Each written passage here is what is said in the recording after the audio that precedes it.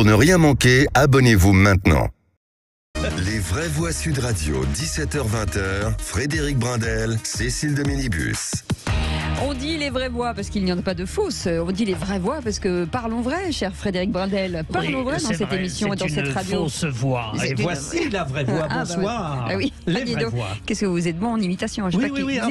Alors je peux faire Bourville, De Funès, des choses qui n'ont jamais été faites. Non, on va pas le faire. Et voire même Virenque. Faites-le chez vous ce soir. Menti. C'est marrant parce que pendant un moment, les imitateurs ne faisaient que des imitations d'autres imitateurs. Voilà. C'est marrant ça. C'est ça, c'est fou, c'est drôle. Voilà, merci. On peut y aller? Au revoir. Allez, au revoir, merci. On est ravis de vous retrouver. 0826 300 300, c'est votre numéro. On le disait, parlons vrai. Et on vous engage, bien entendu, à dire ce que vous pensez, à de commenter l'actualité avec nous. Allez, au sommaire de cette émission, on va revenir sur ce baccalauréat de philo. Le bac est-il encore, en tout cas, a-t-il encore de la valeur? Ce matin, plus de 530 000 lycéens ont planché donc sur 7 épreuves de philo au baccalauréat. La forme de l'épreuve de 4 heures n'a pas changé, mais depuis 2019, la réforme Blanquer a profondément transformé le lycée général et technologique aussi, et dans un contexte où le contrôle continu détermine aujourd'hui 40% de l'obtention du diplôme, où Parcoursup aussi régule l'accès à l'enseignement supérieur, le baccalauréat a-t-il encore de la valeur, cher Frédéric? Écoutez, 96% de taux de réussite, ça ressemble quand même à une formalité. C'est comme s'il faut vraiment ne pas le vouloir pour ne pas l'avoir. Le contrôle continue à dévaloriser les examens ponctuels qui enregistrent un taux d'absentéisme record. Que dire des épreuves de philosophie, parents pauvres depuis des décennies? La réforme de Jean-Michel Blanquer donc passe son écrit et son oral cette année. Pour vous, est-elle une réussite? Le baccalauréat a-t-il perdu de sa valeur? Ne pas être bachelier équivaut-il à un échec programmé dans la vie professionnelle? Vous le dites sur Sud Radio. Pour l'instant, le baccalauréat a-t-il encore de la valeur? Vous dites non à 92%. 0826 300 300, bien sûr, on aura envie de vous entendre là-dessus. Et nous sommes aujourd'hui à 100 jours du 14, et à un mois du 14 juillet, à un mois de l'échéance, qui sera le Premier ministre le 14 juillet. Elisabeth Borne, un macroniste, un ténor LR. Vous commentez sur notre compte Twitter, bien entendu. Et donc, effectivement, à un mois des 100 jours, une rumeur de remaniement ministériel semble se profiler. Elisabeth Borne sera-t-elle confortée après 17 motions de censure arrivées à Matignon il y a un an? L'enjeu est de savoir si elle laissera son fauteuil de Matignon pour trouver une majorité à l'Assemblée nationale. Mais qui pour la remplacer, Frédéric? Ah oui, nous vous avons fait une petite sélection. 14 juin, 14 juillet, faites vos jeux. En un mois, je sais que nos vraies voix ont des idées. Alors le gouvernement peut-il travailler sereinement dans la configuration actuelle? Je vous oriente un peu. Non, quand même, ça semble difficile. Mais Elisabeth Borne, pour certains observateurs et proches du pouvoir, semble être en position de rester. Emmanuel Macron ne doit-il pas nommer un proche charismatique pour le soulager? Parce qu'à force de mener lui seul tous les grands chantiers, il risque de s'essouffler. Qu'en pensez-vous, les auditeurs de Sud Radio, donc, avec ces 3 possibilités? Elisabeth Borne reste? Un macroniste ou un ténor LR? Pour l'instant, c'est un macroniste à 40%, un ténor LR à 38% et Elisabeth Borne elle-même à 22%. On vous souhaite la bienvenue, c'est les vraies voix jusqu'à 19h. Les vraies voix Sud Radio. Et comme pour commenter toute cette actualité, Philippe Bilger, comme tous les jours, est avec nous, le président de l'Institut de la Parole. Monsieur le Président, bonjour. Bonjour Cécile, vous avez dit tout à l'heure qu'il n'y avait que 2 vraies voix. Ouais. J'espère bien que non. Sinon, nous n'aurions aucun mérite. Non, j'ai dit, il n'y a pas que des vraies voix. Ah bon? Ah non, j'ai pas dit 2. Pardon, non, j'ai une surdité, mais ça ne m'a pas permis de composer la 9e symphonie. Je vous propose une prochaine émission, Les vraies oreilles, qui peut marcher aussi. Voilà. Mais il y en a une sur 2 qui est fausse. Voilà, mais non, il y a que des vraies voix. Et je disais la grâce, l'intelligence et l'élégance aujourd'hui avec Olivier d'Artigol. Bonsoir Olivier d'Artigol. Ça, c'est une déclaration d'amour, ça, Olivier, non? Je suis méfiant, parce que si ça commence comme ça ne pourra que petit mot pour les 3. se dégrader. Sophie Goga est avec nous, vice-présidente de la région Normandie. Comment ça va, Sophie? Très bien. Voilà, ravi de vous retrouver. Vous êtes plutôt bien entouré aujourd'hui. Tout à fait. Voilà, il y a du talent, il y a beaucoup de talent et c'est bien la Normandie, hein. Ouais. Moi j'aime bien parce que en fait il y a le côté il y a le côté industriel, il y a le côté paysan, il y a le côté touristique, classe, tout ça. Où va beaucoup Cécile d'ailleurs dans le côté classe. Moi je vais beaucoup dans le côté voilà. Vous caressez donc Sophie Goya. Et j'adore les femmes ici qui sont notamment très bien habillées tout le temps. Et compétentes et qui contribue au développement de la région en étant première vice-présidente en charge du développement économique. Philippe. Voilà. Rattrapé par la patrouille. Non, sachez, ma sœur Sophie, que Philippe Bilger apprécie avant tout les femmes intelligentes et ensuite, il apprécie qu'elles soient bien habillées. Voilà, mais vous m'avez devancé, Sophie, j'allais être progressiste, évidemment. Allez, Dominique est avec nous, il nous appelle du Roussillon, il ou elle d'ailleurs. Oui, on ne sait pas. Alors, homme ou femme? dominé. C'est une femme. Exactement. Ça marche toujours, c'est comme dans les bronzés. Bonjour messieurs, dames. Hein. Ça, c'était très très très. On n'a plus de droit de parler de genre. Donc Dominique, bienvenue sur Sud Radio. Merci, bienvenue à vous aussi dans ma radio et puis pour tout le monde, bonjour à tous les auditeurs. Dominique, vous avez un petit problème de réseau, non? Non. Levez la main droite pour faire. Mettez une fourchette dans la main gauche, peut-être ça va. Vous devez m'entendre. Ah là, on vous entend mieux, En tout vous êtes de quelle ville, Dominique? Alors je suis à Roussillon même, donc en plein Luberon et je pense bien à vous. Ah là là, magnifique région, magnifique région. En tout cas, vous êtes notre vraie voix auditeur du jour et on est ravis de vous accueillir et vous allez pouvoir jouer avec l'une de nos vraies voix. Allez, on écoute, c'est l'actu du jour, écoutez.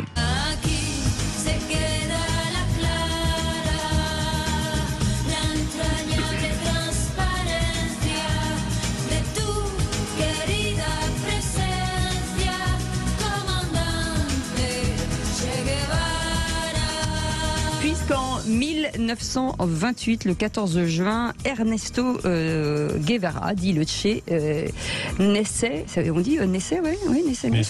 Absolument, en Argentine. Si on devait faire bien, on dit naquit pour le passé simple. Oui, c'est pas mal. Vous êtes un petit snob du langage. Oui, peut-être. C'est la raison pour laquelle je vais passer mes vacances en Normandie côté classe. Et donc voilà, c'était aujourd'hui, c'était Nathalie Cardone avec cette chanson. Vous savez que c'est une paloise? Oui, absolument. Vous saviez? Oui. Oui. Voilà, c'était ma contribution. Okay, voilà. Allez, on souhaite la bienvenue. Tout de suite, le réquisitoire du procureur. Les vraies voix Sud Radio, le réquisitoire du procureur, Philippe Bilger. Philippe, vous souhaitez requérir contre vaste programme le mépris en politique. Voilà. Oui, alors, et je vais tenter d'être sincère tout en étant procureur. Enfin. Si je déteste deux défauts, le mépris par exemple et la vanité, c'est que probablement, comme souvent dans les tréfonds psychologiques, je crains d'en être parfois atteint. Et donc je me prémunis en disant à quel point le mépris en politique est une catastrophe. Entendons-nous, ça n'est pas la même chose que de détester une personnalité face à soi qui n'a pas les mêmes idées que vous. Ça, c'est le débat intellectuel. Le mépris, c'est une certaine manière de néantiser par le ridicule, la dérision, ou pire que cela, l'être face à vous, homme ou femme, parce que peut-être on est incapable de le contredire et que surtout on l'estime si loin de vous que ce serait presque une grâce inadmissible de lui accorder autre chose que du mépris. J'espère avoir été clair. Oui. Je suis contre le mépris. Voilà. Et pardon, vous parliez de la vanité aussi. Je parlais de. J'avais dans la tête une phrase très belle de Jean Genet qui disait « Je ne me moque jamais ». On pourrait parfois faire une familiarité entre mépris et moquerie, même si la moquerie est plus faible. J'ai trop à faire d'aimer ou de haïr. Je trouve que cette formule pourrait un jour justifier un débat aux vraies voix, ma chère Sophie. C'est pas idiot, Olivier D'Artigol. Mais comme nous vivons des temps troublés avec un débat démocratique abîmé et une vie politique parfois même saccagée, il est vrai qu'il est plus facile dans la rhétorique d'aller vite vers le mépris, ce qui met un terme à tout débat, puisqu'on n'accorde pas à l'autre la qualité de pouvoir débattre de manière raisonnable. C'est vrai qu'il y a trop de mépris, trop de violence, trop parfois même de méchanceté, de cruauté dans la vie publique. Si ce n'est lors de cette émission. Sophie Gauguin, le négatif est plus facile à mettre en exergue que le positif d'une certaine manière. Oui, surtout quand en fait il s'allie avec du cynisme. Et j'observe que c'est devenu une technique de communication qu'on évoque souvent ici. Et c'est absolument détestable parce qu'en fait, on n'aboutit même pas à une réflexion de fond, ce qu'attendent de nous les concitoyens. En tout cas, je parle des responsables élus en politique. Politique, c'est bâtir des politiques publiques aussi.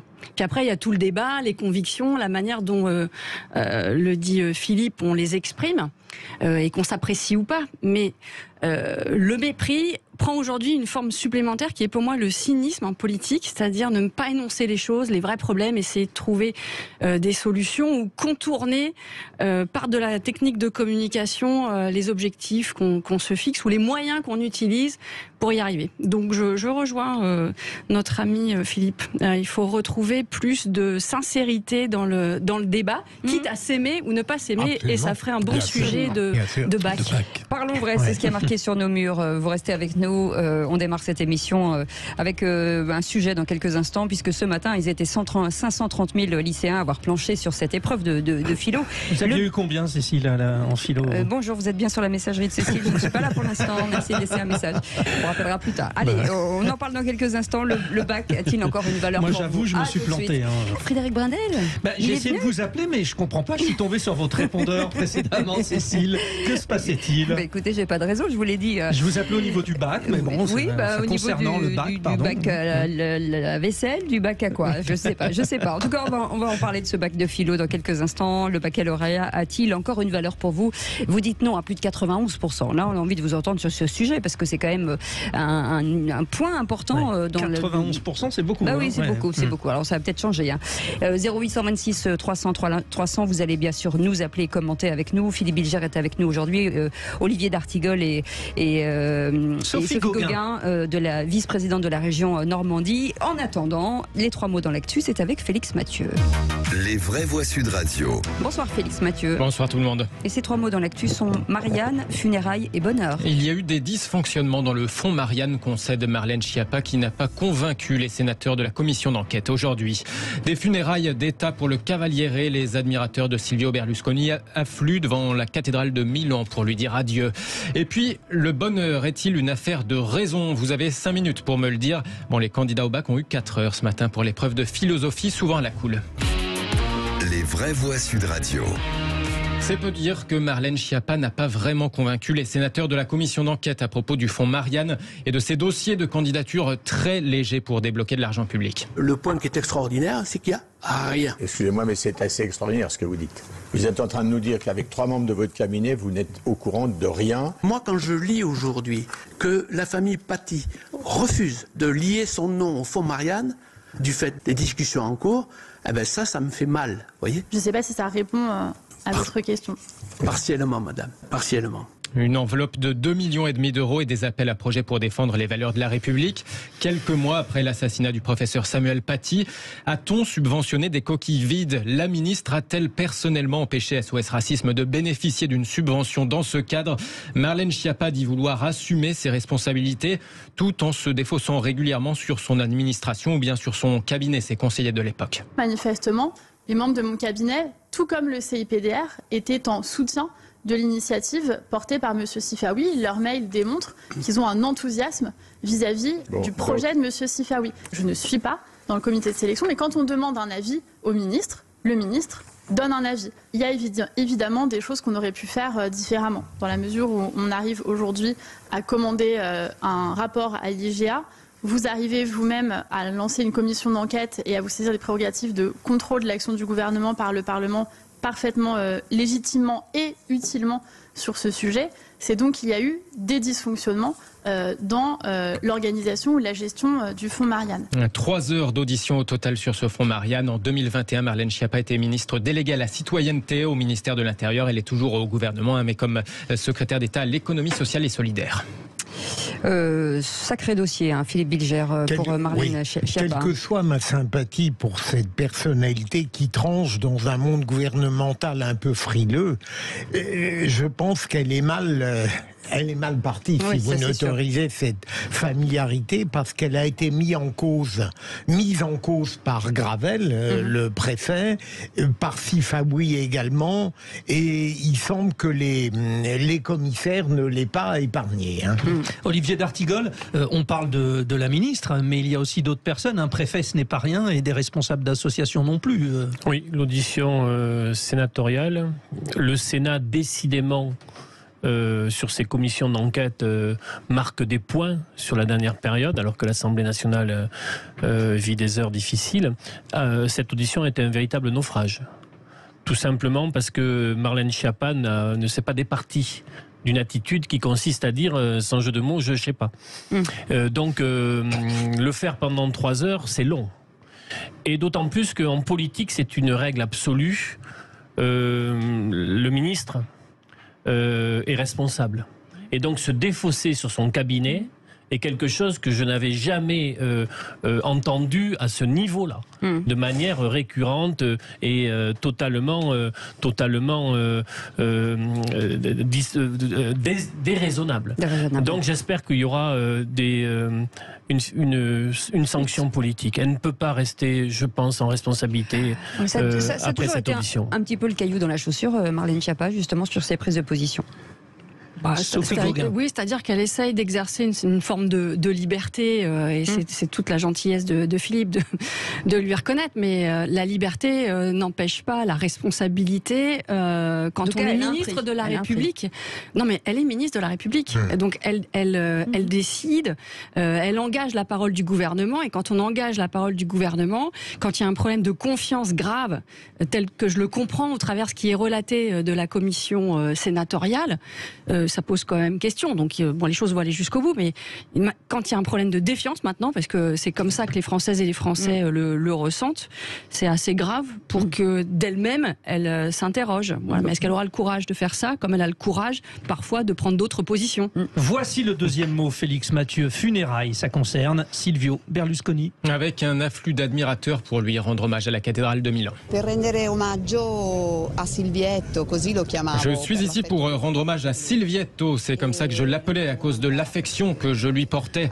Je ne pouvais pas passer à côté de l'homme qui, à mon avis, était très attachant, et c'est la raison pour laquelle je crois que beaucoup l'aimaient, les gens ordinaires comme les gens célèbres. C'est ce qu'explique cette dame à l'agence France Presse, autre admirateur de Silvio Berlusconi, plus jeune, mais lui aussi il était au rendez-vous. Ce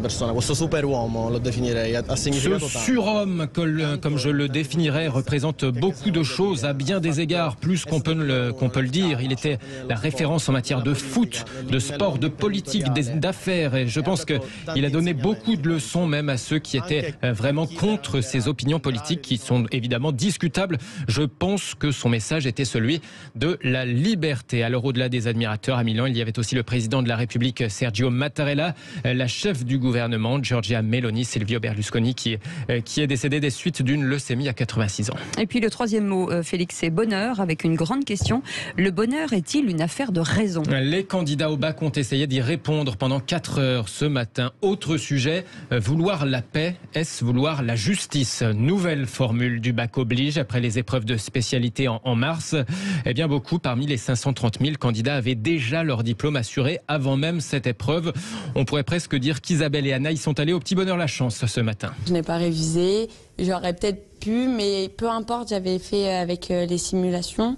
Peu importe la note limite que j'aurais au bac de philosophie, ma mention aurait été conservée et j'aurais pas eu une mention au-dessus ni une mention en dessous. Vu que j'ai déjà mon bac, le seul enjeu c'était la mention. Si j'ai une très bonne note, c'est vrai que je peux tenter pour avoir la mention très bien, mais en soi, c'est pas non plus un objectif que je me mets. C'est bien si je l'ai pas, c'est pas grave. Un propos recueilli par Émilie Henry et Léna Sévo de l'agence France Presse. Autre sujet pour les candidats en filière technologique. L'art nous apprend-il quelque chose? Ou alors, allez, une dernière question. Transformer la nature, est-ce gagner en liberté? Eh bien, écoutez, on va proposer aux vraies voix. On va vous donner du papier, du crayon, un papier-crayon, et vous avez combien? 2 heures? Alors, à Olivier, avec plaisir. À Olivier d'Ortigol, je donne transformer la nature, est-ce gagner en liberté? Allez-y. Il aurait Karl Marx dans la tête, à mon avis. Vous savez, j'ai un souvenir. J'ai pas de chat GPT, mais j'ai un souvenir comme correcteur du bac. Pas facile à dire. Souvenir comme correcteur du bac en histoire géo, et c'était l'oral de rattrapage. Et les lycéens avaient 10 sujets en histoire et 10 sujets en géo. Et j'ai des souvenirs très, très agréables de ce moment-là. Tirage au sort, c'est ça? Oui, notamment, c'est le prof qui disait vous allez me faire l'agriculture aux États-Unis ou l'assassinat de John Fitzgerald Kennedy. C'était pas un tirage au sort? Non. Ah ouais. Et je suis tombé sur certains candidats qui ne voulaient aucun des sujets que je leur proposais, jusqu'au moment où je leur dis choisissez un sujet. Et souvent, quand ils choisissaient un sujet, ils n'avaient pas non plus grand-chose à dire en dessus. Ouais, donc sur le bac, c'est pas que depuis cette année qu'il a quelques difficultés quand même de niveau. Justement, on en parlera dans quelques instants. Est-ce que ce baccalauréat a-t-il encore de la valeur selon vous? Vous dites non à 91%, et pourtant certains nous en parlent en disant que c'est une voie d'ouverture peut-être sur la suite. On en parlera dans quelques instants avec donc Philippe Bilger est avec nous, Olivier D'Artigol et Sophie Gauguin, et vous au 0826 300 300. Allez, on vous attend, vous nous appelez surtout, et puis si vous êtes parents, vous me dites si vous avez mis un petit peu la pression sur les petits, parce que c'est bien beau, 91% c'est pas important, mais quand ils partent, t'as intérêt à réussir. Alors. Ça c'est un truc, ça sent le père de famille. Oui. Allez, à tout de suite. Les vraies voix. Bienvenue chers amis, ce sont les vraies voix jusqu'à 19h avec Philippe Bilger, avec Olivier D'Artigol et Sophie Gauguin. Ce soir avec vous 0826 300 300. Dominique est avec nous du Vaucluse, qui est toujours avec nous, qui peut intervenir absolument quand il veut. De la ville de Roussillon. Absolument, Roussillon. Et non pas dans le Roussillon. Oui, dans le Roussillon. Dans le Roussillon, dans le Vaucluse. La ville de Vaucluse. Voilà, c'est un peu compliqué. En tout cas, ce numéro de téléphone est pour vous, 0826 300 300. N'hésitez pas à l'utiliser sans modération. Allez tout de suite, le grand débat du jour. Les vraies voix Sud Radio, le grand débat du jour. Les élèves passent le bac philo ce matin. L'épreuve reine, qui n'en est plus vraiment une. La réforme du bac a apporté beaucoup de complexité. Dans les faits, le bilan est assez catastrophique. En fait, ils vous disent plus aujourd'hui je passe le bac, mais je passe Parcoursup. Les élèves arrêtent tout simplement de travailler à partir du mois d'avril. Depuis le passage des enseignements de spécialité, de ce contrôle continu, ce nouveau bac voulu par Jean-Michel Blanquer. Il s'est joué dans le passage des épreuves de spécialité qui ont les plus forts coefficients et qui se déroulent à la fin mars. Dans la réforme du baccalauréat, c'est vraiment les points forts des élèves qui s'expriment et c'est un point important de la note. Les élèves arrivent en juin, ils n'ont plus que la philosophie et le grand oral à passer. Mais ils savent déjà qu'ils ont le bac ou pas, en tous les cas ils ont déjà leurs notes. Et donc ce matin, vous l'avez entendu, ils étaient plus de 530 000 lycéens qui a planché sur cette épreuve de philo au baccalauréat. La forme de l'épreuve de 4 heures n'a pas changé, mais depuis 2019, c'est la réforme Blanquer qui a profondément transformé le lycée général et technologique dans un contexte où le contrôle continu détermine 40% de l'obtention du diplôme, où Parcoursup régule aussi l'accès à l'enseignement supérieur. Le baccalauréat a-t-il encore une valeur, Frédéric? Vous réfléchirez, chers auditeurs et vraies voix, comme les candidats du bac philo ce matin qui pouvait plancher également donc sur le bonheur est-il affaire de raison. Le moins que l'on puisse dire, c'est que cette réforme du bac initiée par Jean-Michel Blanquer est loin de faire le bonheur. Mais le ministre a-t-il fait preuve de raison? Pour rappel, donc, le bac général scientifique, littéraire et économique et social n'existe plus. Les lycéens choisissent un parcours en fonction de leurs goûts et ambitions. Un contrôle continu fait foi de la première à la terminale. Il est renforcé par 4 épreuves ponctuelles en fin de cursus. Alors vous êtes parents, étudiants, enseignants, ce nouveau bac vous séduit-il? Pensez-vous qu'il permet toujours de s'élever dans la société? Bref, notre question du jour, le baccalauréat a-t-il pour vous perdu de sa valeur? Vous dites, en tout cas, a-t-il encore de la valeur justement? Vous dites non, qu'il n'a plus de valeur. C'est l'un ou une négation, c'est ça. Je voulais changer pour qu'on fasse pas répétition. Oui, écoutez, c'est comme ça. On vous écrit des trucs, c'est pour que vous les lisiez, non? En même temps, c'est vrai qu'on l'a écrit ensemble, vous avez raison. Mais bon, je voulais comme ça. Alors c'est combien? C'est non à 89%, il n'a plus de valeur. Et Jackie Bordage d'ailleurs nous dit le baccalauréat fut une clé difficile à tourner il y a 30 ans. Aujourd'hui, c'est juste une porte automatique qui s'ouvre vers les désillusions du monde réel. Et Maftalti nous dit les élèves ne savent même plus écrire. Faudrait commencer par ça. Le niveau bac aujourd'hui est plus faible que les certificats d'études des années 60. Voilà. Et je précise que ce tweet est écrit sans aucune faute. Oui, c'est important. C'est important et c'est assez rare pour le souligner. Et pour en parler, Jérôme Fournier est avec nous. Merci d'être en direct avec nous et d'avoir accepté notre invitation. Vous êtes secrétaire national du syndicat enseignant SE-UNSA qui est en charge du système édicatif et des conditions d'apprentissage. On vient vous voir dans un instant. Oui, parce qu'on a des choses, surtout moi.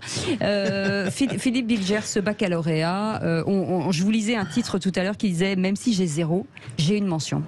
Alors, même si j'ai envie de résister à cette tendance qui fait que les générations passées traitent avec condescendance les jeunes générations sur le bac, n'est-ce pas, tout ce qu'ils ont accompli, c'était formidable. On est obligé de dire que le bac n'a plus une grande valeur et c'est un euphémisme. J'y vois, moi, à partir de mon point de vue intellectuel, la dégradation de l'épreuve phare, pour moi la philosophie. Deuxième élément, l'inégalité entre des grands et des petits établissements. Troisième élément, le mois de juin n'est pas sauvé, il est encore plus sacrifié qu'auparavant. L'accès inégal à Parcoursup et enfin, plus globalement, le fait que dès le mois de mars ou mois d'avril, les choses sont entendues et qu'en réalité, il n'y a plus la certitude pour celui qui a le bac d'avoir quelque chose qui vaut la peine. Olivier d'Artigol. Le sujet essentiel est que les inégalités scolaires sont le reflet des inégalités sociales. Elles sont même aggravées. Vous n'avez que 10% de fils d'ouvriers en enseignement supérieur. C'est un vrai sujet. Oui. Et pour avoir encore des contacts dans l'éducation nationale, des collègues me disent de toute manière, Olivier, on fait semblant de faire croire que les choses ne dysfonctionnent pas sur certains moments, mais elles dysfonctionnent dans le sens où cette réalité qui fait que les inégalités scolaires sont les inégalités sociales et l'échec de la promesse républicaine. Et donc la massification du bac n'a pas permis de relever ce défi qui est essentiel pour une société dite développée. Sophie Gauguin. Ouais, moi je pense que la question à se poser, c'est de la valeur pour qui ? Et pourquoi? Alors d'abord, tous mes encouragements à cette jeunesse, c'est l'avenir de la France, donc quoi que vous pensiez de votre bac, allez-y à fond et avec enthousiasme. Par contre, c'est pour qui? Parce que effectivement, si on regarde le niveau du bac, la qualité de l'enseignement, la notification des établissements en France et des niveaux des établissements, effectivement, on régresse. Et c'est regrettable et c'est pas faute de le dire et de demander à ce que des moyens soient mis sur l'éducation. Après, effectivement, c'est quand même le mois de juin est révélateur de l'échec de la stratégie du gouvernement sur ce sujet de l'éducation et la suite peut-être qu'il aurait pu ou dû donner à la réforme Blanquer. Il n'y a pas de redressement. Le sujet de la laïcité non plus n'est pas traité. Le remplacement des professeurs, et c'est pas de la faute des professeurs souvent ni des directeurs d'établissement, c'est-à-dire que les rectorats ne sont absolument pas à l'écoute des besoins des établissements tout au long de l'année. Et il y a des non-remplacements chroniques qui sont à terme difficiles pour les élèves. Et puis Parcoursup, parce que finalement le stress de l'examen, il est transféré sur Parcoursup. Oui, et j'y vois plusieurs choses en rejoignant Philippe. C'est l'inégalité que crée Parcoursup, parce que si on peut vouloir que les jeunes Françaises et Français soient plus mobiles, avoir plus de vision dans leur parcours professionnel, certes, sauf que du coup, ça coûte aux familles et tout le monde n'a plus les moyens d'assumer Parcoursup, notamment les classes moyennes pour ses enfants. Et là aussi, il y a une vraie dégradation de valeur. Appelez-nous au 0826 300 300. Si vous êtes étudiant, que vous avez passé le bac aujourd'hui, je vais me faire votre porte-parole. Lui, il vous a fait passer l'examen ces derniers mois, alors je vais lui faire passer l'examen. Jérôme Fournier, secrétaire national au syndicat des enseignants SE. Allez, stylo papier. Bon, allez, vous êtes prêts? Attention. Bon, déjà, le constat, on parle de cette réforme. C'était souhaité, ce contrôle continu, mais finalement, c'est quelque chose d'hybride qui a été proposé. Oui, puis c'était pire au départ même, parce qu'il y avait des épreuves ponctuelles qui ont été supprimées, et heureusement, parce que ça compliquait encore plus la vie de tout le monde, des élèves, des profs, des établissements. Le contrôle continu, ça peut avoir une vertu. Nous, on n'est absolument pas opposés au contrôle continu, si ce n'est qu'aujourd'hui, ce qu'on voit, c'est que le contrôle continu stresse les élèves, alors que ça devrait être l'effet inverse normalement, parce que c'est l'épreuve ponctuelle qu'on vivait dans le temps, on a tous passé la même forme de bac. Le poids de l'instant T. C'est ça. Là, il y avait une forme de stress, on pouvait pas se louper puisque c'était une note et on pouvait pas se rattraper. Là aujourd'hui, il y a quand même quelque chose dans la société qui est étrange, c'est que nos élèves, ils ont plusieurs notes, donc ils ont droit à l'échec finalement. Et c'est aussi ça l'intérêt du contrôle continu. Et finalement, on les sent, on les voit aussi stressés qu'on a pu l'être avant dans l'ancienne formule du bac. Oui, parce qu'un élève peut avoir une année, là, il peut avoir sa première où ses parents divorcent, par exemple, ou alors il a une maladie et du coup, il va se rattraper en terminale, mais jamais pour Parcoursup, il aura son accession souhaitée. Pas forcément, c'est plus compliqué que ça, mais... c'est un exemple, mais ça, oui. ça peut. Oui, ça peut. Oui, mais... Il peut n'avoir rien fait. Il peut l'avoir. Mais est-ce que dans l'ensemble, quand on regarde, est-ce que cette réforme Blanquer, on la voit plutôt positivement ou négativement ? C'est une réforme d'ampleur, finalement. Je ne sais pas si on mesure en réalité tout ce que ça change. Ça change, il faut changer de paradigme, il faut changer les mentalités pour se l'approprier. C'est-à-dire qu'aujourd'hui, par exemple, vous parliez... comme à chaque fois qu'une société, les mentalités changent dans une société, c'est un temps long. C'est jamais, ça se fait pas en une fois, en 2 fois. Là, le bac, nouvelle formule, il a été mis en place pendant la crise sanitaire. Donc c'est la première année cette année qu'il est mis en œuvre, on peut pas tout à fait tel qu'il a été pensé, mais quasiment. Voilà. Donc jusque-là, on a aménagé. Bon, là, on voit comment ça se passe. On voit bien ce que vous avez dit, je ne sais plus lequel d'entre vous tout à l'heure, qu'il y a une démotivation des élèves après les épreuves de spécialité. On l'a anticipé, on l'avait vu déjà l'année dernière au mois de mai, puisque ça s'était passé au mois de mai. On l'a anticipé, on le voit. Mais est-ce que on est capable de convaincre les élèves, alors les générations suivantes, pas ceux de cette année qui sont en terminale, mais qu'on peut continuer à travailler au 3e trimestre de l'année de terminale, finir le programme, se préparer à aller dans l'enseignement supérieur sans avoir la carotte de l'épreuve au mois de juin. Est-ce que ça, c'est envisageable ou pas ? Moi, j'ai envie d'être optimiste. Cette réforme, on ne l'a pas réclamée, nous, mais elle est là. Donc, qu'est-ce qu'on en fait ? Moi, je veux être optimiste sa chance, quoi, cette réforme. Et je veux croire que demain, les prochaines générations d'élèves, mais peut-être aussi les parents, les grands-parents. C'est-à-dire qu'on a tous passé la même forme de bac et il faut tous qu'on fasse notre évolution mentale, en fait. Est-ce qu'on est capable d'envisager qu'un trimestre, le dernier de terminale, on puisse travailler malgré tout, même si on n'a pas la série des épreuves ponctuelles qu'on avait jusque-là. Philippe Bilger, paradoxalement, alors qu'on aurait pu attendre du ministre Blanquer quelque chose qui, d'une certaine manière, aurait restauré la valeur des meilleurs, mais là, c'est un point de vue très personnel, hein. Est-ce que cette manière d'avoir créé un nouveau bac, paradoxalement, il n'est pas fait pour les plus faibles ? Je suis pas certain. L'épreuve ponctuelle, les 2 épreuves de spécialité, c'est 1/3 de la note finale. Hein. Oui. C'est pas rien. Les épreuves de spécialité, les programmes sont lourds. Ils ont été complexifiés. En maths, par exemple, en spécialité, on fait faire aux élèves des choses qu'on faisait post-bac avant. L'idée de Blanquer, justement, sur les spécialités, c'était d'augmenter le niveau de difficulté en spécialité, et ça représente quand même 1/3 de la note.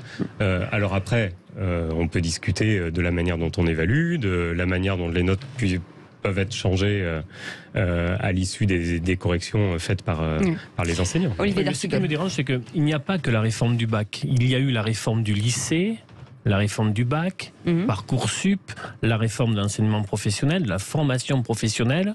Et je vois dans l'enseignement ce qui se commence à poindre pour la santé, c'est-à-dire un système à 2 vitesses. Les enfants des catégories sociales favorisées peuvent mettre en place des stratégies, peuvent avoir des choix de filières, parfois dans des établissements où il est possible d'avoir des choix de filières, ce qui n'est pas partout le cas. Peuvent avoir une stratégie compris dans les vœux sur Parcoursup. Et donc, il y a une forme là de sélection qui s'opère parce qu'il y a les codes. D'autres enfants, et j'ai des cas très précis en tête, qui n'ont pas ce prérequis, peuvent, eux, avoir un destin scolaire qui n'est pas à l'identique. Bon, réaction 0826 300 300. Dominique, vous êtes notre témoin au standard. Réaction, nous vous écoutons. Alors moi je suis la petite voix de garage comme je l'imagine. Moi je suis en plein dedans. J'ai un grand garçon de 17 ans qui passe son bac de français demain.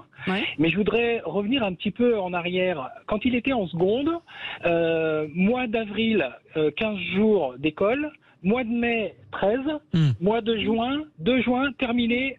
Fini, le collège, le lycée fermé parce qu'il y avait les épreuves du bac. Là, il est en première. Mois d'avril, 13 jours d'école parce que c'est les vacances.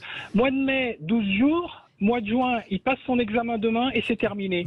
Et l'année prochaine, c'est idem. Donc en fait, si vous faites le calcul, mon fils sur 2 ans perd 2 trimestres. Ouais. Et juste en ajoutant, puisque je suis le père d'une collégienne de 4e qui l'année prochaine aura le brevet, c'est à peu près, bien sûr, le même schéma sur le nombre. Voilà. Donc, voilà. on cherche à savoir si le bac a encore de la valeur. Je me demande surtout si l'éducation nationale que l'on transmet à nos enfants a encore de la valeur. Parce qu'aujourd'hui, c'est pas de l'éducation nationale, c'est de la vacance nationale et personne se plaint. Mais aujourd'hui, c'est quand même les parents, les patrons, et on a inversé la charge de la preuve. Ce ne sont plus les parents, les patrons, c'est l'éducation nationale qui est la patronne. Il se trouve quand même que c'est le contribuable qui paie l'éducation nationale. On devrait être beaucoup plus exigeant pour remettre les choses à leur place. Et je ne pense pas que Pape Ndiaye soit l'homme idoine, pas plus que l'était M. Blanquer. Et c'est pas Édouard Philippe qui veut réduire les vacances scolaires? Sophie Gauguin. Non, mais c'est ça, c'est pour qui la valeur et le contenu de l'enseignement. Effectivement, il y a un vrai problème, on le sait très bien dans l'éducation nationale.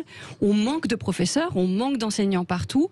Il n'y a pas de stratégie qui est mise en place pour pallier à ça, avec des programmes, effectivement, qui sont chahutés chaque année. On voit très bien qu'on ne trouve pas de solution. Donc il faut revaloriser, à mon avis, le métier d'enseignant, donner plus de liberté aux directeurs d'établissement sur cette partie. Par contre, ce que je voudrais dire, c'est qu'on a quand même en face de nous une jeunesse qui attend un signal, et que l'épreuve du bac, quoi qu'on en pense sur la valeur, c'est une étape de la vie vers l'autonomie et la liberté dans sa vie de jeune adulte. Et ça me paraît très important, que ce soit un bac général ou technique, parce que pour moi, justement, les deux sont de même valeur. Hein. Jérôme Fournier, Pape Ndiaye, le ministre, a dit que le 3e trimestre serait dorénavant un trimestre de travail. Ça veut dire quoi, un trimestre de travail? Tant qu'on a, c'est intéressant comme tant qu'on a des examens organisés comme ils le sont, ça en dit long. Ça sera pas possible. Enfin, c'est-à-dire, ce sera pas possible. Histoire de moyens, c'est ça. En terminale, il faut 2 semaines pour faire passer l'épreuve du grand oral. Donc, il faut bien la faire passer au mois de juin à un moment donné. Il faut faire passer l'épreuve de philosophie. Il y a peu de profs de philosophie, donc il faut quand même leur laisser le temps de corriger les copies. C'est des copies longues à corriger. Alors peut-être moins maintenant, malheureusement, mais c'est des copies qui sont longues à corriger. Ils sont pas très nombreux. Les élèves de seconde et de première, on pourrait penser que eux, en seconde, il n'y a pas d'examen, donc au mois de juin, pourquoi pas. Mais les profs sont mobilisés. Les profs sont mobilisés pour les épreuves du bac. Donc finalement, ils ne sont pas disponibles pour faire les cours des élèves de seconde. Et pour les premières, c'est la même chose. On pourrait faire passer l'épreuve un peu plus tard, mais là encore, il y a un écrit et il y a un oral derrière. Et les profs de français, ils corrigent l'écrit, ils font passer les oraux, ils font passer le grand oral en partie parce qu'il y a une spécialité qui les concerne. Mais là encore, ils ne sont pas corvéables à merci éternellement. Donc en fait, c'est la forme de l'examen qui fait qu'on ne peut pas reconquérir le mois de juin. Alors, c'était l'ambition de Blanquer, mais on savait bien que ça... Enfin, il suffisait de lire les textes qui organisaient le nouveau bac. C'était sûr qu'on n'allait pas reconquérir le mois de juin. Enfin, vous dites primo-spécialité d'ailleurs, mais l'enjeu du baccalauréat, ce n'est pas de prouver quand même ses compétences en mathématiques, en langue étrangère, en histoire géo, en sciences quand même. Mais ils le prouvent dans toutes les disciplines. Mais les spécialités, c'est quand même ce qu'ils ont choisi en règle générale en fonction de leur projet d'enseignement supérieur. Et nos collègues de l'enseignement supérieur, ils nous disent que cette année, pour la première fois, les notes des spécialités ont été intégrées dans Parcoursup, ils s'en sont servis. Voilà, alors on peut contester Parcoursup, son existence, la manière dont il fonctionne, mais toujours est-il que tout à l'heure vous disiez quelle valeur pour le bac? Effectivement, moi je pense que la question c'est de quelle valeur on parle, mais moi je crois qu'il a encore une valeur, et quand on tient compte pour l'orientation dans l'enseignement supérieur des deux disciplines choisies les plus importantes pour les élèves de terminale, moi je pense que ça donne de la valeur à la fois au bac mais aussi au choix qu'on a fait d'orientation. Merci beaucoup Jérôme Fournier d'avoir été avec nous, secrétaire national au syndicat enseignement SE UNSA en charge du système éducatif et des conditions d'apprentissage. Merci beaucoup. Vous restez avec nous dans un instant, le quiz de l'actu. À tout de suite. Les vraies voix Sud Radio, 17h-20h. Frédéric Brindel, Cécile de Minibus. On est avec Frédéric Brindel, c'est les vraies voix jusqu'à 19h. Finalement, le quiz de l'actu, c'est un peu notre Parcoursup, Fred. C'est-à-dire qu'on va voir vraiment si sur le contrôle continu, les trois vraies voix de ce soir font la distance. Quoi. Philippe, il est là tous les jours. Malheureusement, il y a des recalés. Moi, je sais que sur le contrôle continu, j'ai déjà tout raté. Vous savez quoi, c'est l'épreuve du bac. Allez, tout de suite, le quiz de l'actu. Les vraies voix Sud Radio, le quiz de l'actu. Et El Professeur, c'est Dominique aujourd'hui qui nous appelle de Roussillon dans le Vaucluse. Dominique, vous allez choisir votre élève, votre pire élève, puisque vous devez concourir contre lui. Donc, à votre avis, qui pourrait être le moins bon? C'est pas dit qu'il a envie de choisir celui qui pense être le plus mauvais. Hein peut-être. Non, exactement. J'ai envie de choisir le meilleur. Le meilleur pour moi, ce soir, ça sera Olivier d'Artigol. Oh là là, il y a beaucoup de pression. Vous avez un petit peu raison. C'est prestigieux. Parce que avant de venir à l'émission, il a travaillé pendant 12 heures. Mais ça m'étonne pas, c'est un tricheur. Ouais, c'est un tricheur. Il a dit que vous étiez un tricheur, Olivier d'Artigol. Je vois qu'on a affaire à une fidèle de l'émission.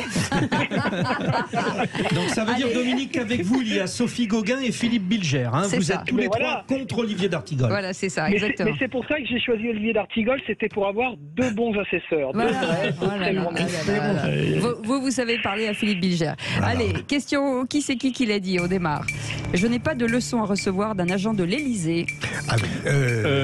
Boyard. Bonne réponse d'Olivier d'Artigol. Il a plus de mémoire. Louis Boyard, député La France Insoumise. Face à Apolline. Ouais. Dominique, vous êtes mené depuis le 0.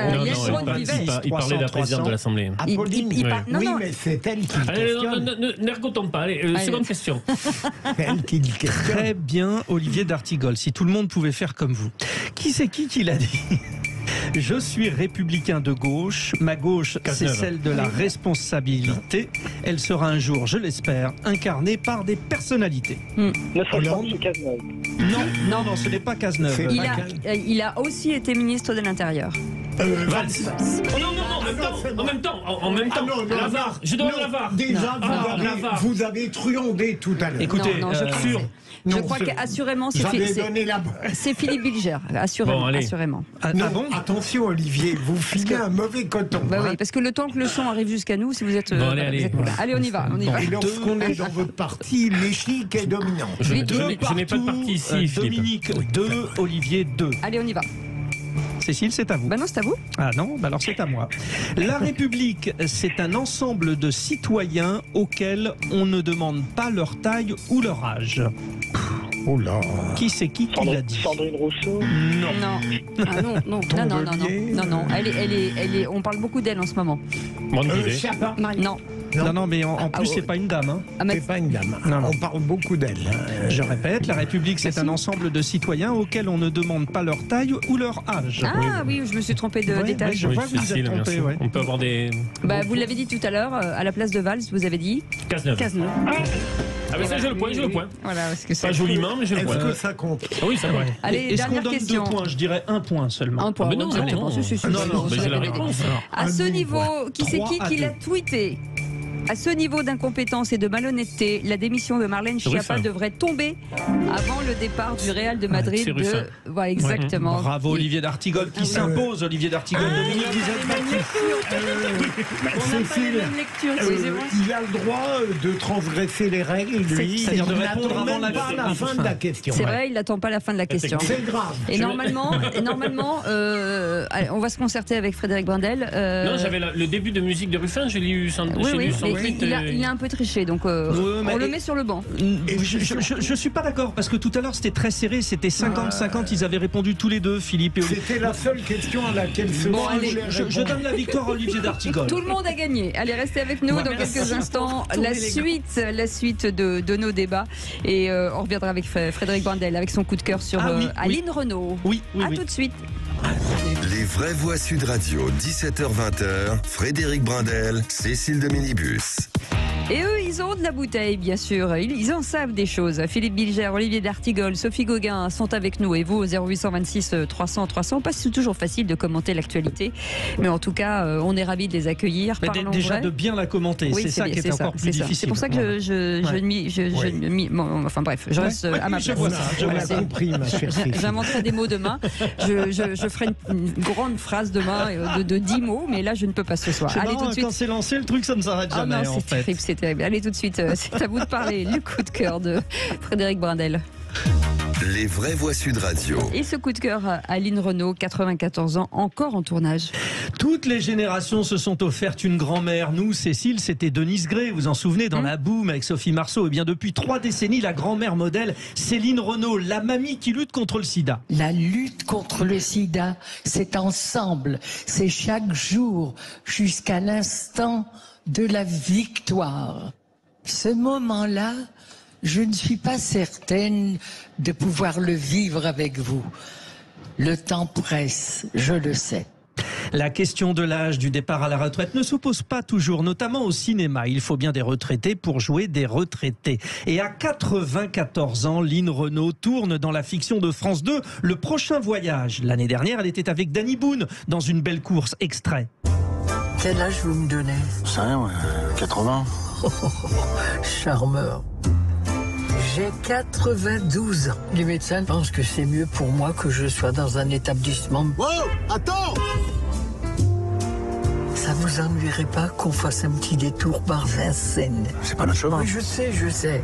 J'aimerais revoir mon ancien quartier.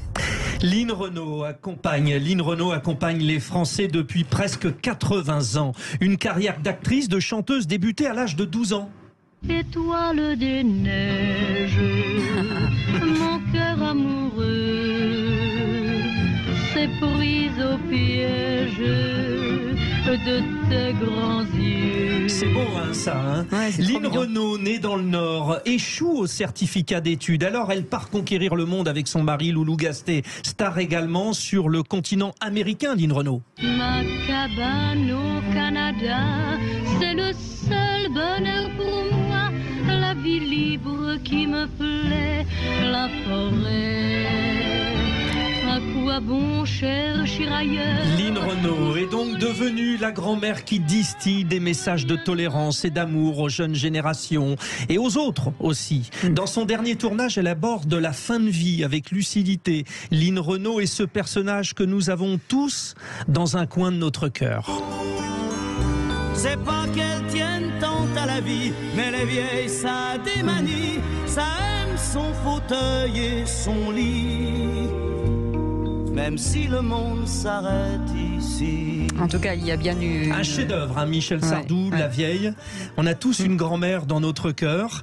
Et Lynn Renaud est dans le cœur de tout le monde. Ah oui, c'est l'unanimité, Lynn Renaud. Hein. C'est assez incroyable. Sauf Philippe, non?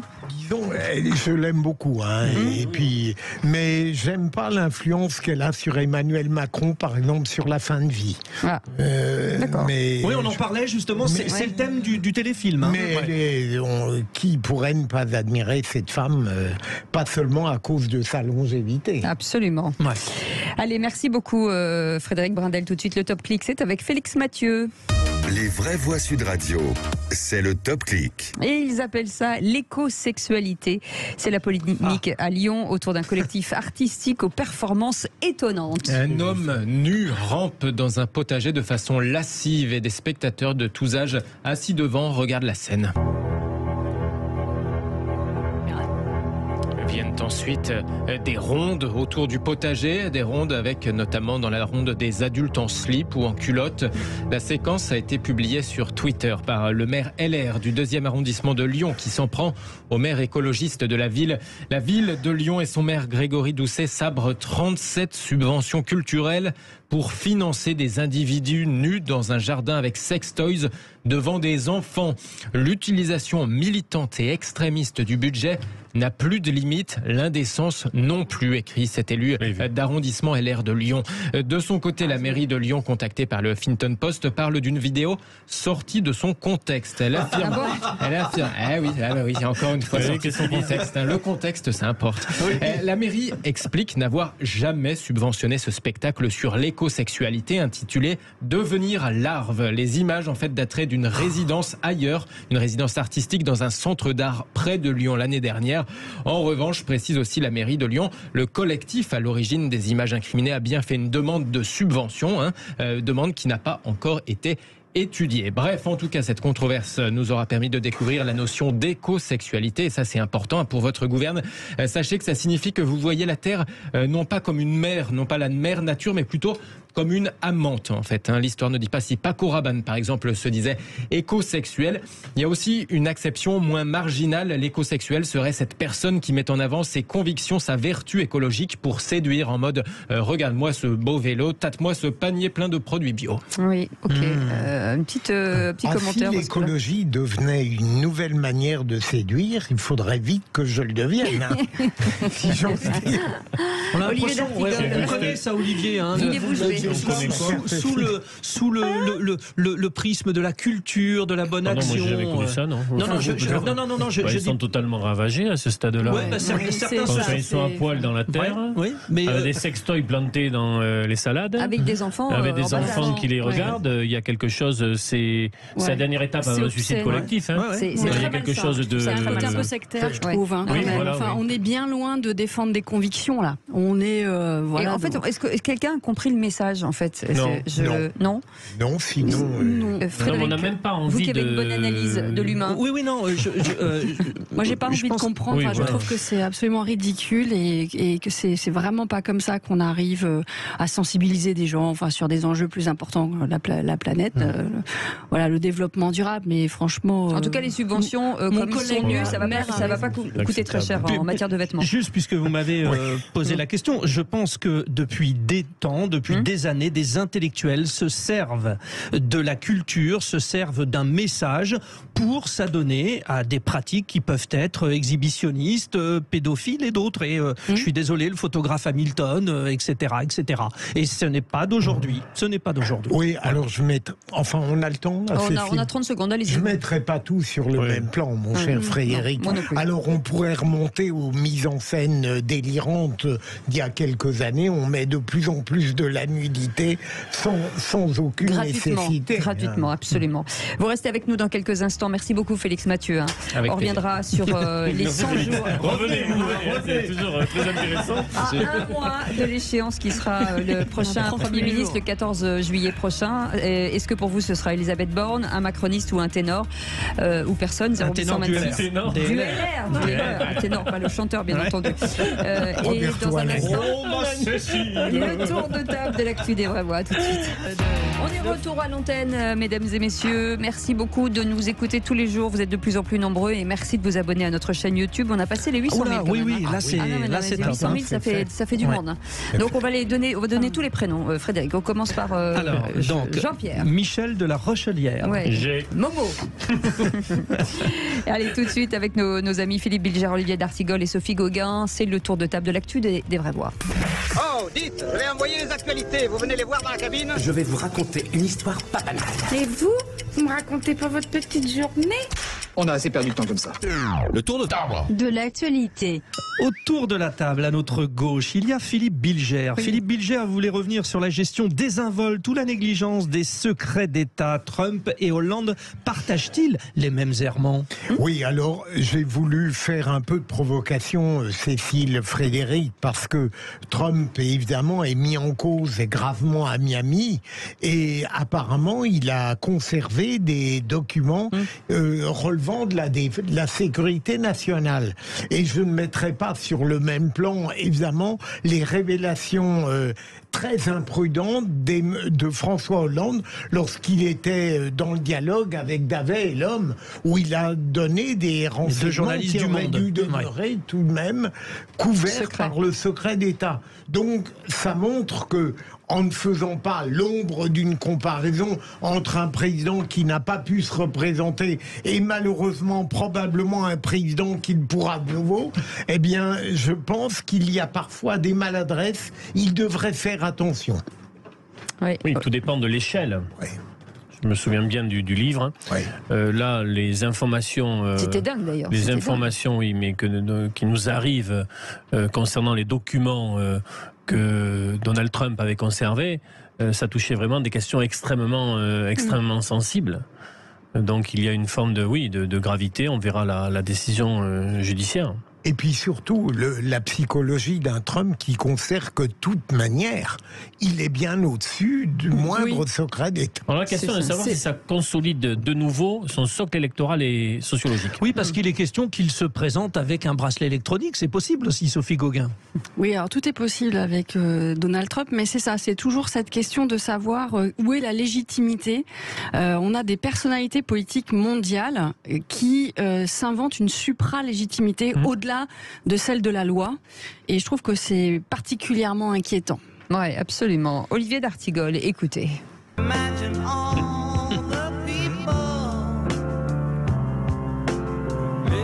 Avec le retour des Beatles, avec une chanson créée par l'intelligence artificielle, et vous ne trouvez pas ça du tout formidable? De retour, c'était le vrai, là. C'était drôle de retour, puisque Paul McCartney vient d'annoncer une chanson inédite avec la voix de John Lennon reconstituée par l'intelligence artificielle à partir d'un enregistrement qui a été réalisé quelques mois avant l'assassinat du chanteur des Beatles.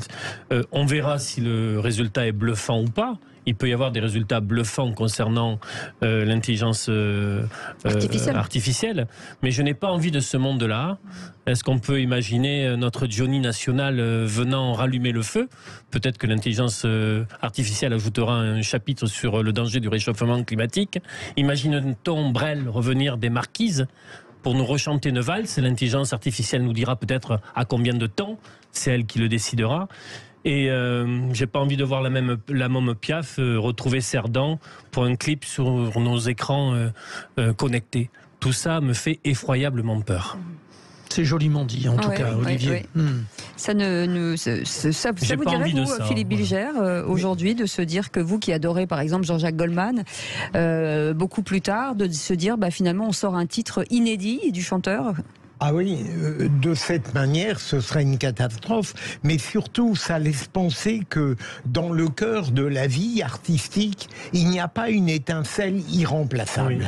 Et c'est ça qui me perturbe comme Olivier, et peut-être Sophie. Et l'enjeu, Sophie, pour les élus dont vous faites partie notamment, c'est aujourd'hui de mettre des garde-fous, et ça fait partie des discussions. Déjà aujourd'hui, heureusement d'ailleurs, elles ont lieu un peu tard, je pense, parce que l'intelligence artificielle, l'industrie l'a vu arriver très tôt. Il y a eu plusieurs interpellations sur le sujet. Il faut que ce soit éthique. Et dans la création, comme pour l'humain, je considère que c'est un moment unique, une personnalité unique. Ça vient nous questionner sur le transhumanisme à terme et sur tout un tas de sujets gravissimes. Enfin, pour moi, ça l'est, c'est important. Et donc, sur quelle société on veut, moi, je suis pour le numérique au service de l'humain, mais pas en remplacement. Voilà. Est-ce que ça, ils ont donné une voix à Gauguin aujourd'hui par l'intelligence artificielle en travaillant avec des historiens? Est-ce que c'est Gauguin, le peintre, pas Sophie. Non, mais sinon je me serais adressé à elle. Vous voyez, j'essaie de faire de l'humour, ça tombe à plat. Moi, c'est toujours comme ça. C'était très drôle. Je reviendrai. Est-ce que c'est quelque chose qui pourrait vous intéresser? Est-ce que c'est intéressant des gens dont on n'a pas la parole de fabriquer une voix à un artiste aujourd'hui? Oui, mais vous avez raison, Cécile. Je ne peux pas dire que si ça produisait, j'aurais de l'indifférence. Mais il faut faut que ce soit un peu cohérent et que ça rejoigne une passion que vous avez déjà. Imaginons que demain, je sais pas, l'intelligence artificielle redonne la voix à Balzac, par exemple. Je saurais que c'est un simulacre brillant, mais ça me plairait tout de même, parce que ça toucherait quelque chose qui m'attire. Mais dans les exemples qu'on a donnés, évidemment, ça n'est pas le cas. Sophie Gauguin. Justement, donc là c'est qui? Là, non, c'est Sophie, voilà. Je savais que ça marcherait mon histoire. Elle est en 2 étapes cette blague. Le saccage du soulèvement de la terre et le respect du droit, Sophie. Oui, voilà, finalement, je pense que l'actualité de tout à l'heure me donne encore, me donne raison sur ce coup de gueule, je le dis tel que je le pense, sur la destruction opérée par le soulèvement de la terre, alors dont on ne peut plus rien dire puisque visiblement on se retranche vers l'idée de collectif pour se soustraire à des responsabilités. Aujourd'hui, d'ailleurs, on l'a vu tout à l'heure avec l'actualité, en disant que c'est pas une association, donc elle ne peut pas être dissoute. Mais enfin voilà, les minorités extrémistes qui viennent s'arroger des droits sur une propriété, en mettant en cause l'outil de travail d'un exploitant, sa propriété, et en émettant des valeurs de jugement. À la serre à Nantes. La serre à Nantes qui a été détruite, soi-disant pour aussi replanter d'autres espèces plus bénéfiques à la terre. Non, moi je pense vraiment il faut respecter le travail de chacun. On aura l'air bien malin quand on sera incapable d'avoir des réponses sur l'alimentation dans le monde, y compris dans notre pays, en Europe, avec une population qui augmente. Et ça n'est pas comme ça qu'on essaye de réconcilier les Français vers des objectifs de développement durable. Les agriculteurs font énormément. D'abord, leur métier mérite d'être mieux connu, parce qu'ils protègent d'eux-mêmes. Et donc, je les défends et je trouve ça méprisant dans la façon dont on essaie de défendre ces idées intolérables, de s'échapper du droit de cette façon. Cécile, une parenthèse, nous recevrons tout à l'heure. Justement, j'allais le dire. Justement, ce maraîcher que nous allons recevoir, dont vous parlez, qui s'appelle Emmanuel Torlasco, il sera avec nous tout à l'heure en direct. Et d'ailleurs, il nous expliquera qu'il a porté plainte contre les manifestants. On en saura un petit peu plus. On fera une spéciale maraîcher, justement, et climat tout à l'heure avec Frédéric Brindel pendant 1 heure jusqu'à 20h. Vous restez exactement à Nantes, c'est dans le sud de Nantes. Oui, c'est à côté. Non, revenant de Nantes. Bon, bref, à tout de suite. C'est vous qui avez chanté ça, là? Non, pas du tout. C'est pas mon genre. J'ai cru entendre une voix. C'était de l'intelligence artificielle, c'est ça? Oui, peut-être, on imite ma voix. Essayez pour voir, allez-y. Oui, bonjour, c'est Cécile de Minibus. Ça marche, l'intelligence artificielle. Ça cartonne. Allez, à tout de suite. Les vraies voix Sud Radio, 17h-20h, Frédéric Brindel, Cécile de Minibus. Le temps passe vite. Avec vous D'accord, ok. C'est vrai que ça va vite, mais comme vous êtes très strict sur l'heure, nous tenons. Et d'ailleurs, c'est le moment où on peut déjà appeler nos auditeurs de Sud Radio à réagir sur le débat. Prenez, parce que si vous voulez passer, intérêt à dégainer vite. 0826 300 300 pour parler.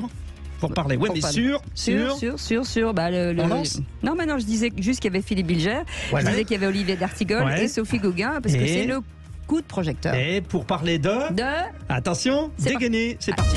Les vraies voix Sud Radio, le coup de projecteur des vraies voix.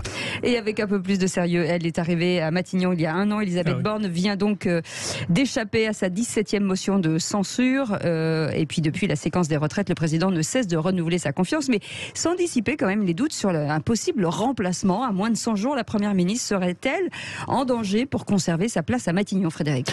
Donnez-nous, chers auditeurs, votre pronostic. Qui pour remplacer Elisabeth Borne? Richard Ferrand, Julien de Normandie, Sébastien Lecornu, bref, un proche poids lourd du président de la République, ou bien une personnalité des LR qui assurerait une majorité absolue à l'Assemblée nationale pour travailler plus sereinement, ou alors, dans un mois pile, le 14 juillet, Elisabeth Borne ne poursuivra-t-elle pas son action à Matignon? Parce que c'est possible, certains proches du pouvoir l'envisagent. Qu'en pensez-vous, chers auditeurs de Sud Radio? 0826 300 300 et sur le compte Twitter. Et donc on vous pose cette question à l'échéance des 1 mois qui sera le prochain Premier ministre. En tout cas, est-ce que ce sera encore Elisabeth Borne? Vous dites 17% pour certains, un macroniste 33% et un ténor LR 50%. Alors la question se pose. Alors on a 3 spécialistes autour de la table déjà, les vraies voix. Et puis 3 spécialistes effectivement. Côté LR, on parle souvent, Philippe, d'un ténor LR qui pourrait arriver par surprise. Alors d'abord, il faut être extrêmement prudent. Absolument. Je veux dire, moi, je ne sais pas parler le Macron, hein, c'est très clair. Et ceux qui prétendent connaître le président et lire ce qu'il lire dans son esprit sont des vantards. Personne ne sait, peut-être Alexis Collère, aujourd'hui ce qu'il va faire. Alors, il y a une autre chose, pardon d'être un peu plus long là, il aime énormément étonner. Étonner de telle manière qu'il paraît ne pas tenir compte de l'opinion dominante. Il pourrait ne rien changer, laisser les choses telles quelles. Ou bien il pourrait, comme on l'a entendu Olivier et moi, il y aurait peut-être une fabuleuse surprise qui mettrait un Premier ministre de droite, mais qu'on ne connaît pas, et pour cause, mais qui stupéfierait le monde politique et peut-être les citoyens. De droite, mais LR quand même, non ? Apparemment, oui, mais en tout cas pour récupérer la majorité. Voilà. Mais entre ces deux branches de l'alternative, il y a 1000 possibilités. Mais le problème, c'est que le président lui-même commence à être agacé par les palinodies LR, et notamment le fait qu'un Premier ministre apporterait à tout casser 10 à 15 députés et pas 40. Ouais, c'est ça. Donc c'est le problème. Olivier d'Artigol, il y a un premier sujet, un premier problème. Un second quinquennat, pour quoi faire ? La réélection n'a pas donné un imaginaire politique, un objectif. Que faire de ces 5 années ? Bon, donc c'est un problème en politique quand même, quand le cap n'est pas fixé. Premier problème. Deuxième problème. Il avait fixé un cap à 2030 quand même, Olivier d'Artigol. Non, mais vous comprenez ce que je veux dire, c'est-à-dire que vous comprenez ce que je veux dire, c'est-à-dire si le second quinquennat est en panne, à l'arrêt, souvenez-vous la vacuité de son discours sur sa réélection. Bon, je sais qu'on oublie en politique et un sujet chasse l'autre, mais bon.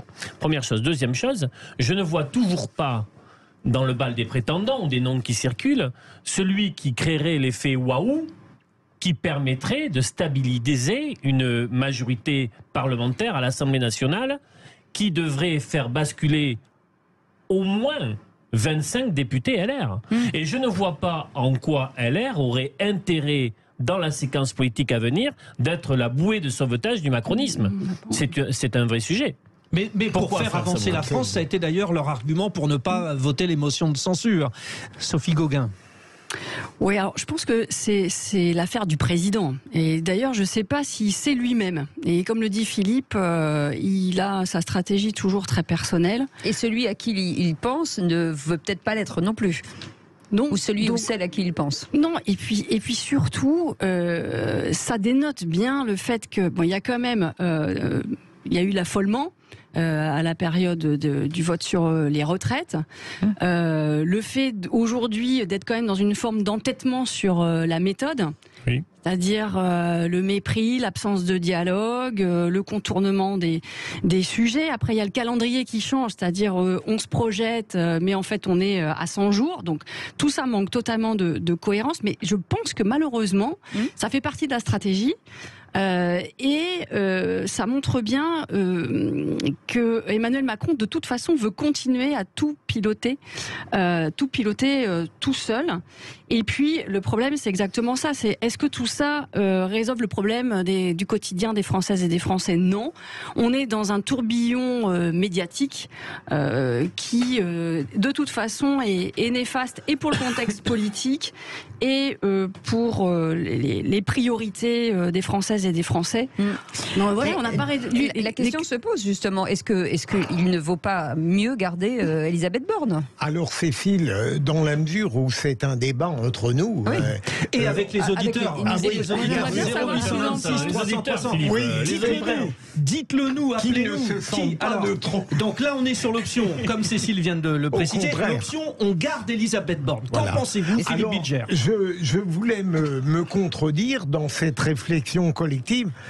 Il me semble tout de même que la date du 14 juillet qu'il a voulu rendre emblématique n'aurait absolument pas de sens s'il n'en tirait pas des conclusions en disant, par exemple, en s'en servant comme d'un prétexte, elle n'a pas tenu les actions, les engagements que je lui avais fixés. Mais le président ne parle plus des 100 jours. Non. Ça a été évacué de ses dernières interventions. Oui, mais parce qu'il ne va pas en parler tous les jours. Il y a une carte du 14 juillet. Peut-être. Non, mais il inventera toujours un nouveau calendrier pour échapper aux responsabilités. Des 100 jours. Il avait trouvé cette martingale langagière pour passer la rampe à un moment donné. C'est aussi ça le macronisme. Mais il l'a réaffirmé quand même à son poste ces dernièrement. Oui, mais pas avec énormément de chaleur. Jamais d'enthousiasme. Non, mais surtout, c'est son problème aujourd'hui. Oui, son problème aujourd'hui, c'est qu'il n'a pas de majorité. Et il est dans une espèce de forme de déni. Justement, alors en essayant de mettre la pression sur différents partis politiques, mais qui ont leur autonomie. Je veux dire, moi, les Républicains ont leur parfaite légitimité à rester ce qu'ils sont, c'est-à-dire eux-mêmes à proposer. Et je pense qu'Emmanuel Macron joue encore une fois sur toutes les facettes de la vie politique, sans se soucier de trouver des solutions. Parce que nous, ce qu'on lui demandera, c'est le résultat de ces 100 jours. Et les Françaises et les Français attendront des résultats. Et ça va très vite. Oui, mais rien ne veut dire que même si aujourd'hui il nommait un LR, entre guillemets, une ou un, que les autres suivent. Non, mais bon, il ne veut pas le référendum, il ne veut pas la dissolution. Aujourd'hui, il consulte à droite. Il aurait rencontré Nicolas Sarkozy, Édouard Philippe, donc on voit bien que ça va plutôt vers un message à droite. Il y a quelques temps encore, dans le mondillo politique et médiatique, il était question d'une prise de guerre importante, une personnalité de haut niveau qui aurait été contactée et avec qui Emmanuel Macron aurait d'ores et déjà topé. Puis, ça se dit. Ça a circulé milieu de semaine dernière. Vous êtes très bien informé. Ça peut être qui? Il y a eu des noms qui ont circulé. Dites-le nous. Ils attendent les auditeurs de Sud Radio. Christian Estrosi, pour faire quoi? Christian Estrosi, d'accord. Oui, mais en quoi l'arrivée, c'est là où c'est intéressant. En quoi l'arrivée de Christian Estrosi à Matignon règle le problème parlementaire à l'Assemblée nationale? En quoi ça crée la majorité? Ne m'engueulez pas, j'y suis pour rien. Non, mais voilà. Non, mais alors on oublie peut-être, Cécile, une quatrième catégorie, un manager, quelqu'un, une sorte un grand chef d'entreprise, mais je sais pas, qui devrait avoir un poids politique. D'une manière générale, on évoque à ce moment-là quelqu'un issu de la société civile. Bon, mais est-ce que ça fonctionne, quelqu'un issu de la société civile, peut-être dans un ministère, mais en tant que Premier ministre, Sophie Gauguin? Mais c'est pas la question de qui. C'est la question de quel projet. Peut-être, mais c'est quel projet pour la France. Je le dis à chaque fois sur ce plateau. Mais regardez l'état quand même du pays. Quelle politique volontariste en matière d'éducation, on en a parlé. Quelle politique sur la sécurité. On voit bien qu'à chaque sujet d'actualité qu'on évoque ici entre nous, il y a un problème de respect de la loi. Enfin, je veux dire, on est quand même dans un grand laxisme. Successivement, depuis Jean Castex, Elisabeth Borne, que ce sont de gentils petits soldats finalement. C'est ça, non mais je veux dire, le président donne l'espoir qu'ils ne sont pas arrivés avec des programmes et des envergures. Qu'un changement de Premier ministre sera une solution pour les Françaises et les Français, mais en fait non, puisqu'il ne voudra rien changer. On regarde des problèmes réels dans le pays, un remaniement et y compris un changement spectaculaire à Matignon aura un effet médiatique 48 heures, mais ne réglera rien sur l'état réel du pays. Non. C'est-à-dire les personnes se diront sauf si cette personne incarne, et ce qui est peut-être difficile avec Emmanuel. Mais alors, mais est-ce qu'on peut incarner Philippe Bilger avec Emmanuel Macron? Est-ce qu'on a le droit d'incarner? Mais il a de la personnalité pour deux. Hein. Et alors le problème, on dit souvent on ne prend pas le pouvoir, on vous le donne. Alors évidemment, il peut le donner à quelqu'un, mais qui lui inspire confiance. Il ne donnera le pouvoir à personne. Non, et puis vous avez raison, l'alternative, il ne supporte pas quelqu'un qui prend trop de lumière, qui est trop brillant par certains côtés, sauf quand, pour des raisons multiples, il est sous sa main, comme Alexis Kohler. Et deuxième élément, le très brillant qu'il pourrait trouver, ça existe encore dans le monde politique, il n'en veut pas. Et donc, je pense que dans son fort intérieur, s'il regrette quelque chose, il doit un petit peu avoir la nostalgie de quelqu'un qui a été en fin de compte très apprécié des Français, Castex.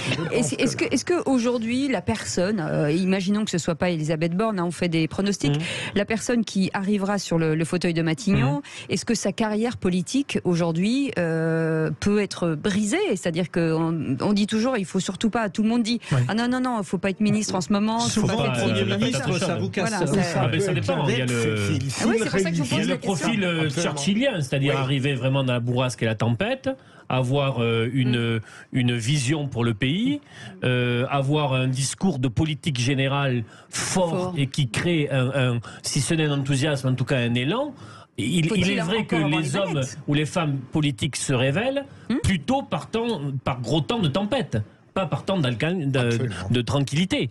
Mais moi qui suis un passionné comme vous de la vie politique, j'ai beau prendre le problème d'un sens comme de l'autre, je ne vois pas la personnalité idoine aujourd'hui.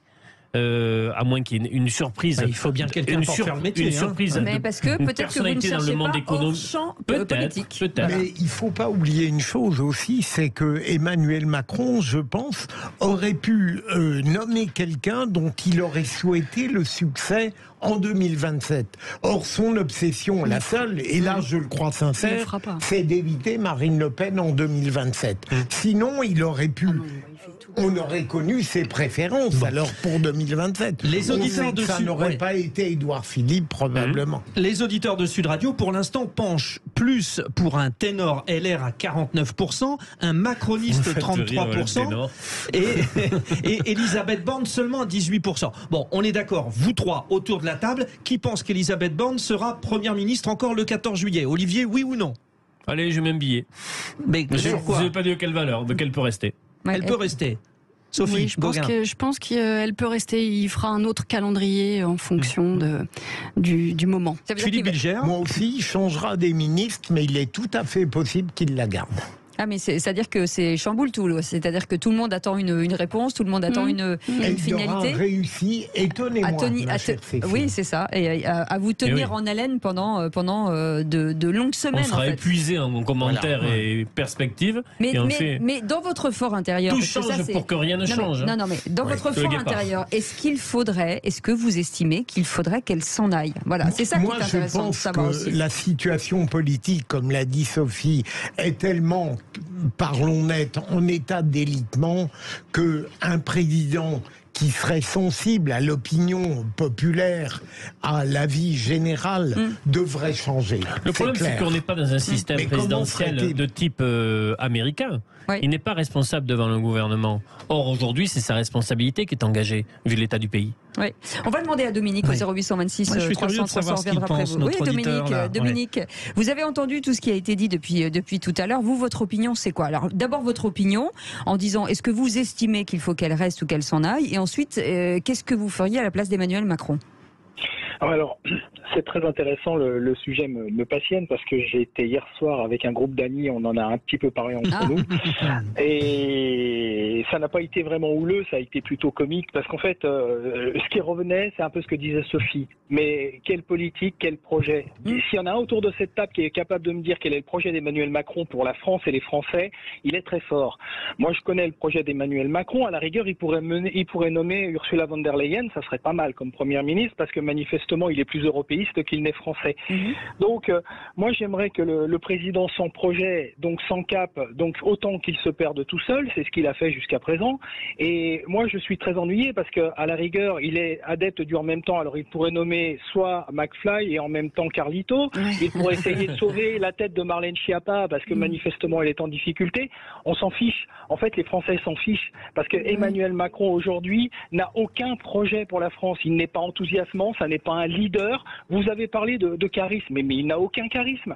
C'est quelqu'un qui est un théâtreux, c'est quelqu'un qui veut rester dans la lumière et surtout pas que les autres lui fassent de l'ombre. Donc il prendra le moins bon le moins brillant, et de toute façon les brillants ne veulent pas y aller, puisqu'il ne pourra pas se représenter. Les brillants ont tous en tête 2027 pour essayer d'être eux-mêmes présidents et non pas le Premier ministre d'un président inexistant. C'est intéressant ce que dit Dominique, mais est-ce que, à contrario, comme tout le monde lui dit, voilà, 4 ans ça va être long avec le président Macron et sans rien, est-ce que justement c'est pas ça de créer la surprise, c'est d'amener quelqu'un de surprenant pour que finalement l'image d'Emmanuel Macron soit moins négative qu'elle est aujourd'hui. Il remonte un peu dans les sondages, précisons-le quand même. Je trouve que Dominique est très brillant, mais je le trouve un peu injuste, s'il le permet. J'ai pas l'impression qu'il aime bien Emmanuel Macron, je sais pas, j'ai senti ça. Oui, mais parce que on sent bien tout de même, Dominique, le cap d'Emmanuel Macron depuis quelque temps, que ce soit par conviction ou cynisme, dont on a beaucoup parlé tout à l'heure,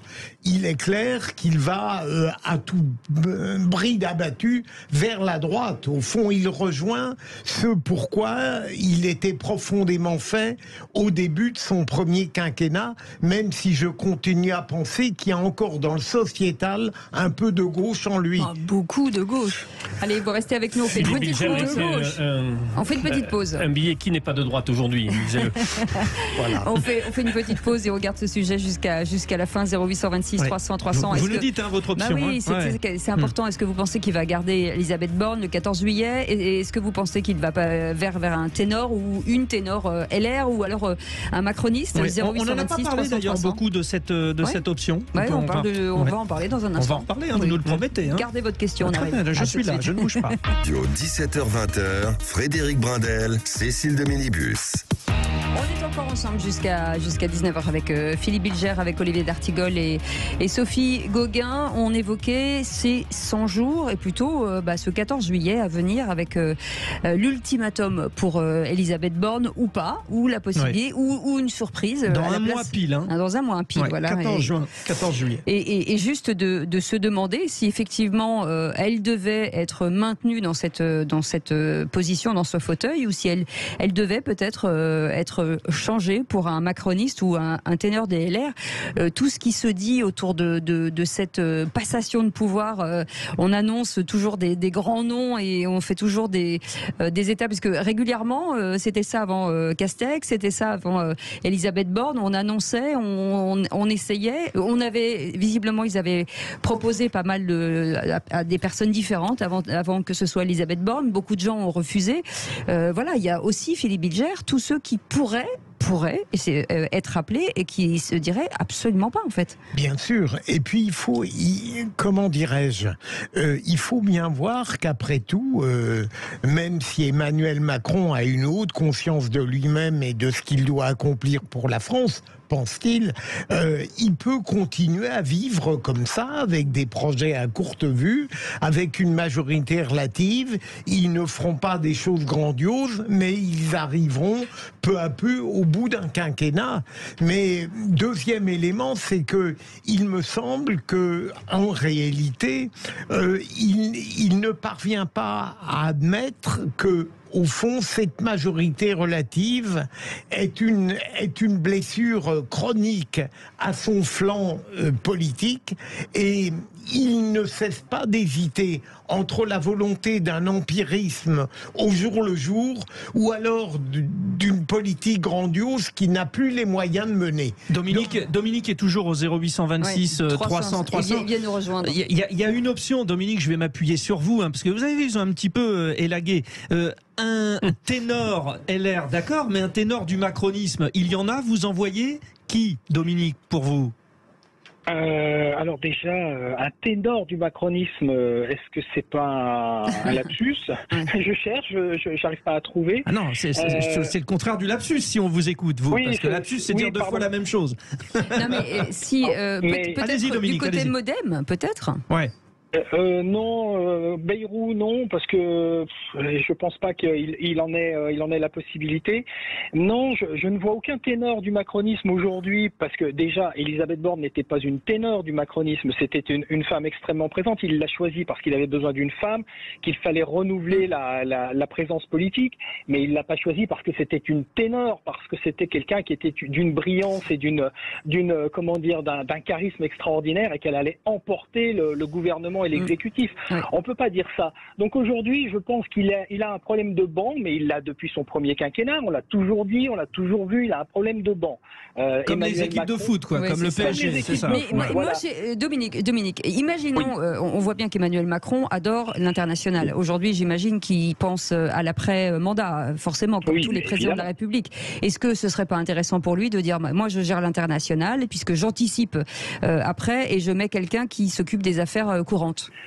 Mais Emmanuel Macron est fort d'un ego quand même surdimensionné et il aimerait quand même, je pense.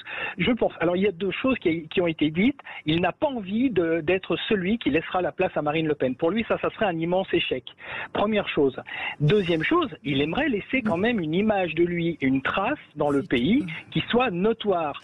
Sauf qu'aujourd'hui, il n'a fait que le contraire, c'est-à-dire qu'il n'a fait que crisper les situations, crisper les populations, soit par son attitude, soit par sa suffisance, son arrogance, son surplomb, son surmoi, et c'est quelqu'un qui est justement dans cette grande difficulté.